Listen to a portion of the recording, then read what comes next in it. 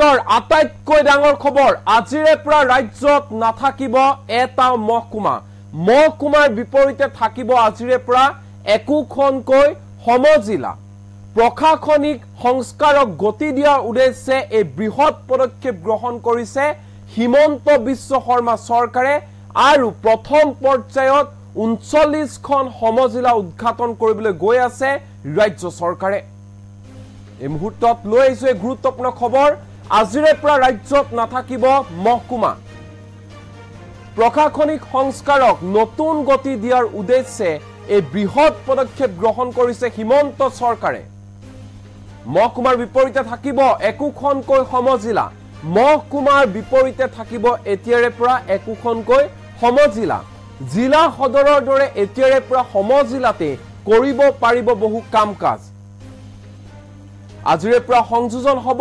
৩৯খনকৈ সমজিলা প্ৰথম পৰ্যায়ত সামৰি লোৱা হৈছে ৩৯খনকৈ সমজিলা ৰাজ্যৰ প্ৰতিটো সমষ্টিতে থাকিব এটাকৈ সমজিলাৰ কাৰ্যালয় আজি আৰু কাইলৈ সমজিলা উদ্ঘাটনৰ বাবে দায়িত্ব দিয়া হৈছে ২১জনকৈ মন্ত্ৰী ৪ অক্টোবৰ আৰু ৫ অক্টোবৰ অৰ্থাৎ আজি আৰু কাইলৈ উদ্ঘাটন কৰা হ'ব মুঠ ৩৯খনকৈ সমজিলা সমজিলাত নিযুক্তি দিয়া হ'ব এডিসি পৰ্যায়ৰ এজনকৈ বিষয়াক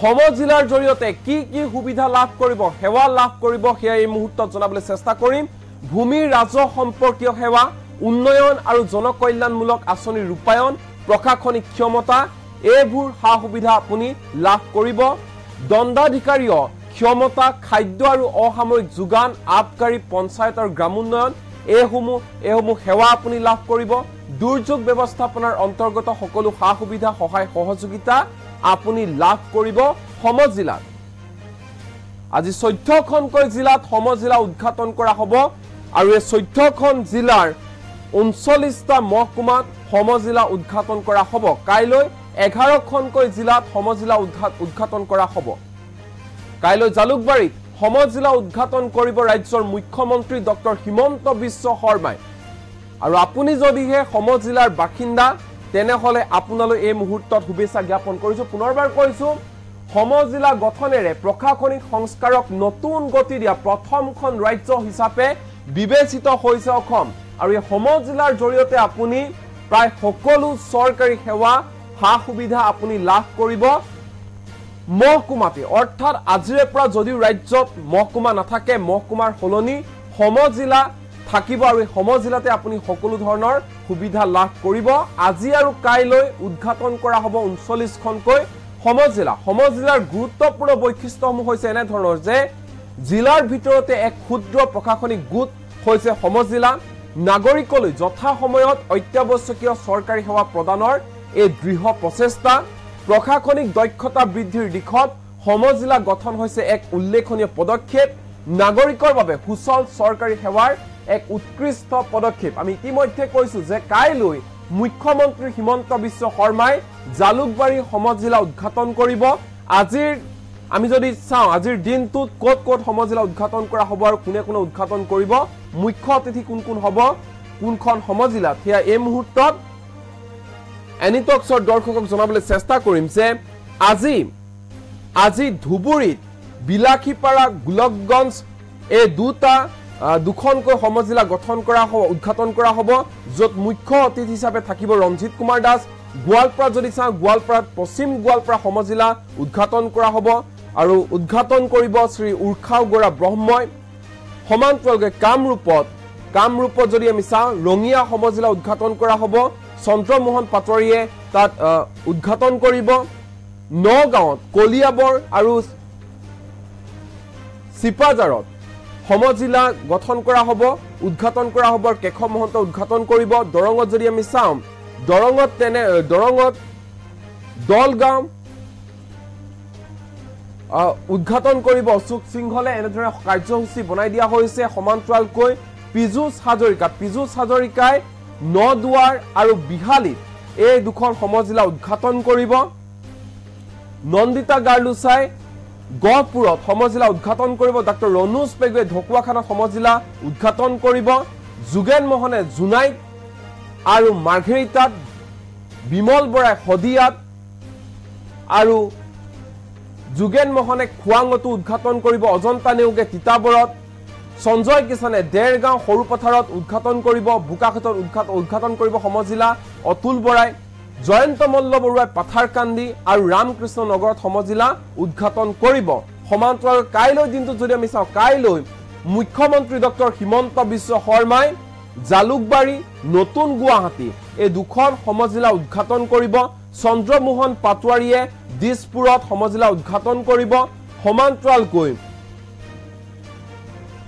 অতুল বৰাই ডিমৰীয়াত সমজিলা উদ্ঘাটন কৰিব। ৰঞ্জিত কুমাৰ দাসে অভয়াপুৰীত সমজিলা উদ্ঘাটন কৰিব। অজন্তা নেওগে ৰহাত, নন্দিতা গাৰ্লুচাই লামডিং, কেশৱ মহন্তই লাহৰীঘাট, পীযুষ হাজৰিকাই জাগিৰোড, অশোক সিংহলে ঢেকিয়াজুলি, সঞ্জয় কিষাণে ডুমডুমা, যোগেন মোহনে নাহৰকটীয়া, বিমল বৰাই দুলিয়াজানৰ টিংখাং, ডাক্তৰ ৰণোজ পেগুৱে নাজিৰা আৰু ডিমত উদ্ঘাটন কৰিব।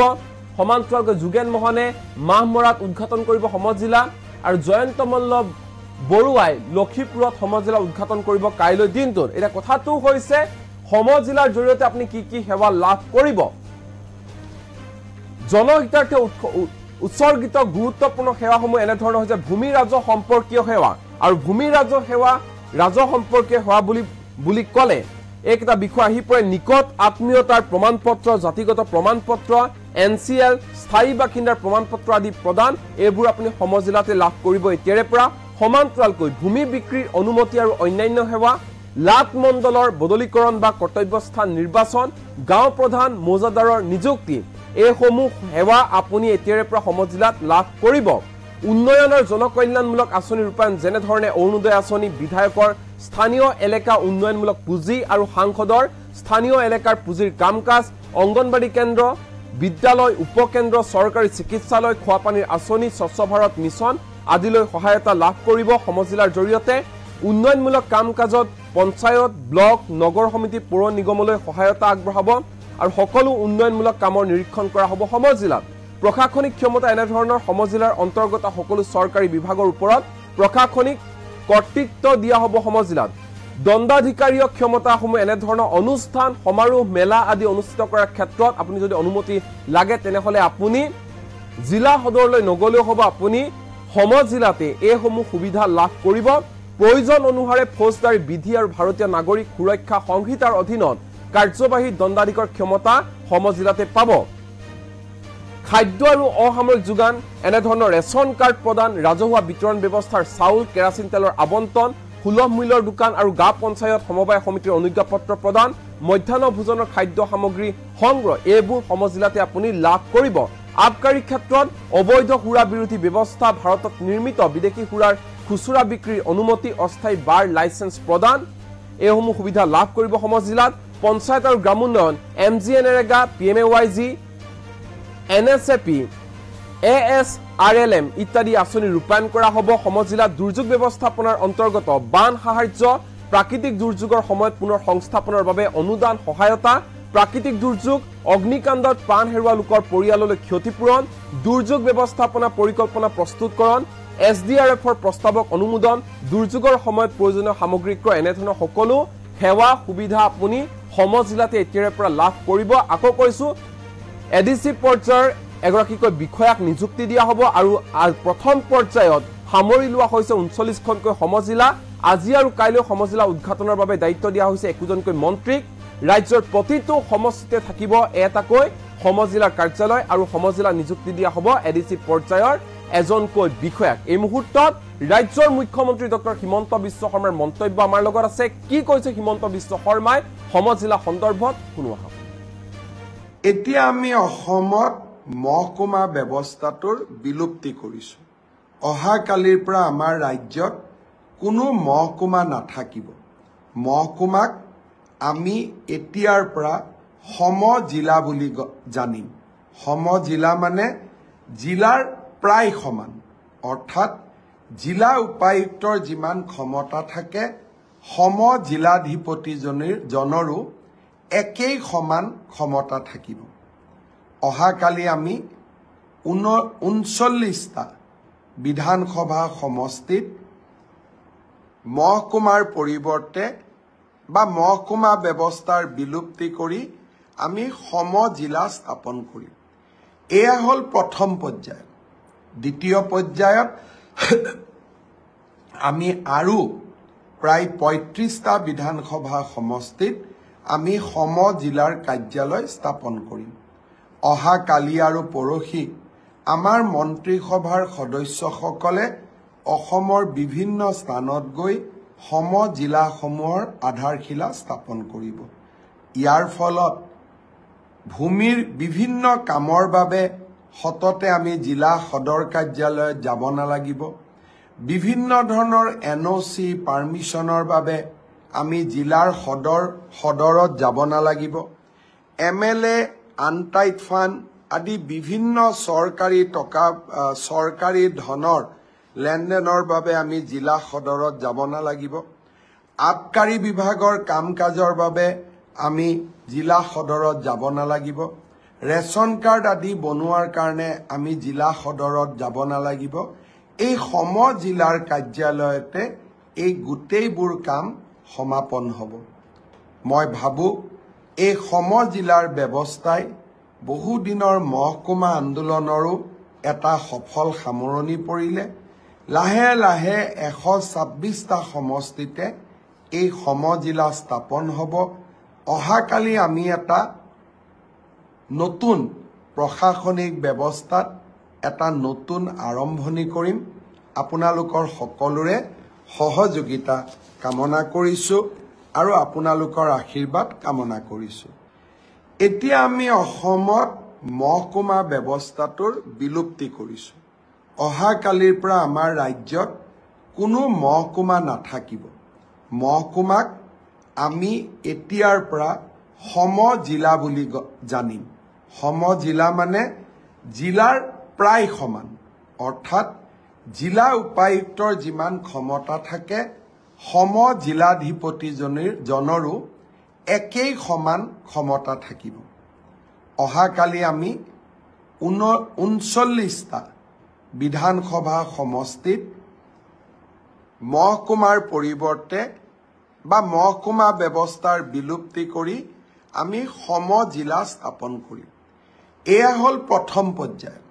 দ্বিতীয় পৰ্যায়ত আমি আৰু প্ৰায় ৩৫টা বিধানসভা সমষ্টিত আমি সমজিলাৰ কাৰ্যালয় স্থাপন কৰিম। অহা কালি আৰু পৰহি আমাৰ মন্ত্ৰীসভাৰ সদস্যসকলে অসমৰ বিভিন্ন স্থানত গৈ সমজিলাসমূহৰ আধাৰশিলা স্থাপন কৰিব। ইয়াৰ ফলত ভূমিৰ বিভিন্ন কামৰ বাবে সততে আমি জিলা সদৰ কাৰ্যালয়ত যাব নালাগিব। বিভিন্ন ধৰণৰ NOC পাৰ্মিশনৰ বাবে আমি জিলাৰ সদৰত যাব নালাগিব। MLA আনটাইড ফাণ্ড আদি বিভিন্ন চৰকাৰী ধনৰ লেনদেনৰ বাবে আমি জিলা সদৰত যাব নালাগিব। আবকাৰী বিভাগৰ কাম কাজৰ বাবে আমি জিলা সদৰত যাব নালাগিব। ৰেচন কাৰ্ড আদি বনোৱাৰ কাৰণে আমি জিলা সদৰত যাব নালাগিব। এই সমজিলাৰ কাৰ্যালয়তে এই গোটেইবোৰ কাম সমাপন হ'ব।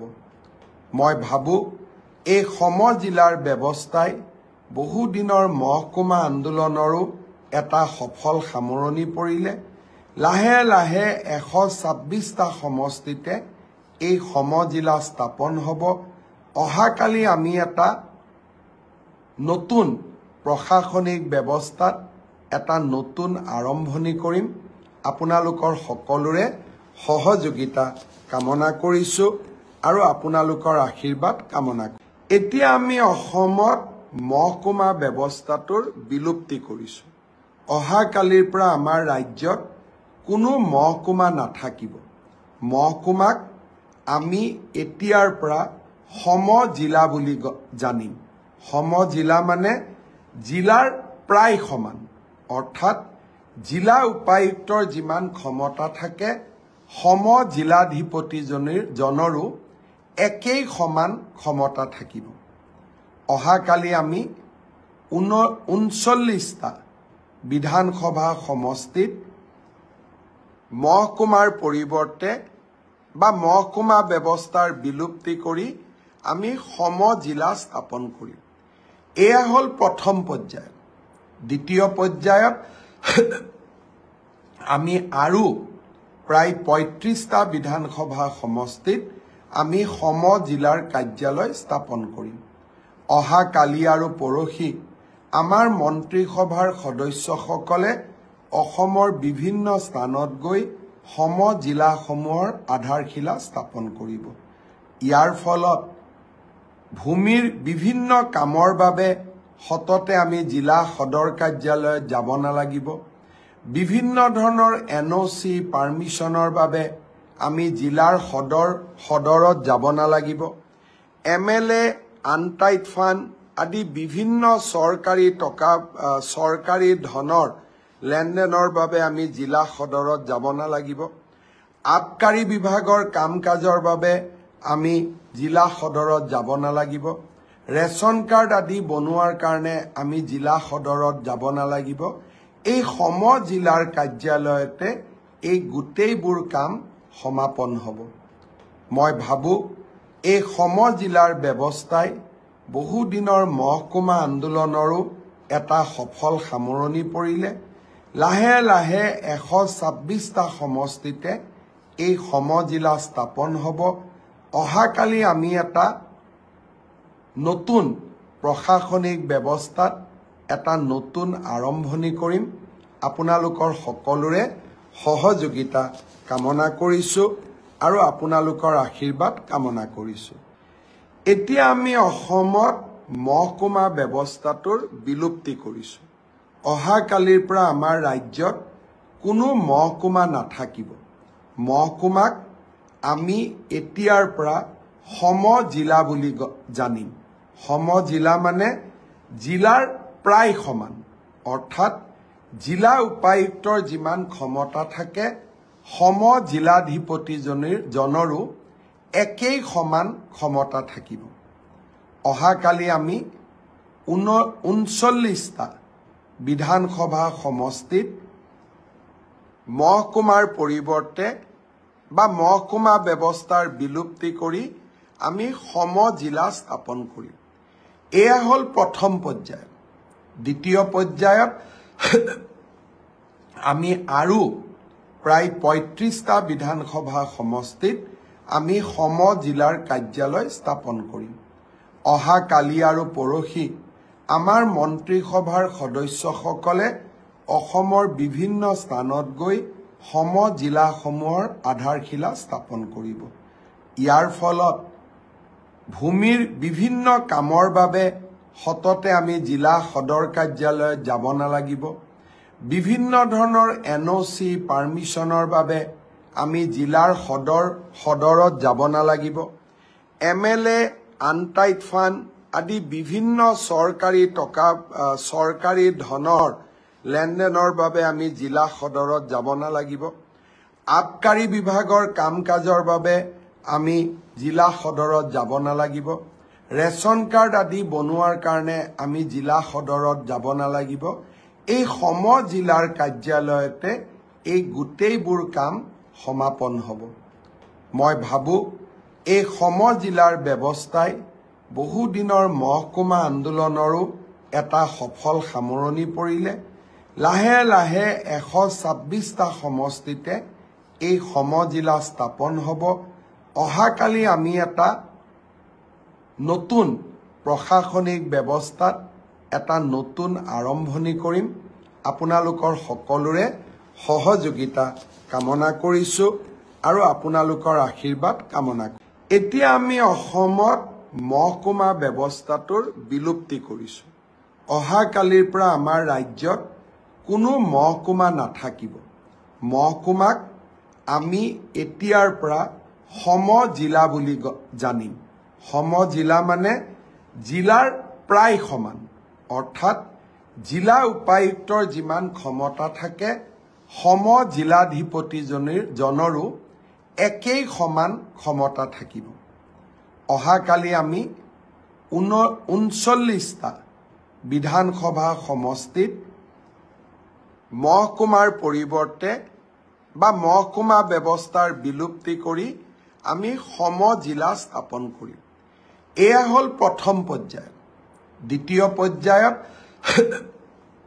আমি আৰু প্ৰায় ৩৫টা বিধানসভা সমষ্টিত আমি সম জিলাৰ কাৰ্যালয় স্থাপন কৰিম অহা কালি আৰু পৰহি আমাৰ মন্ত্ৰীসভাৰ সদস্যসকলে অসমৰ বিভিন্ন স্থানত গৈ সম জিলাসমূহৰ আধাৰশিলা স্থাপন কৰিব ইয়াৰ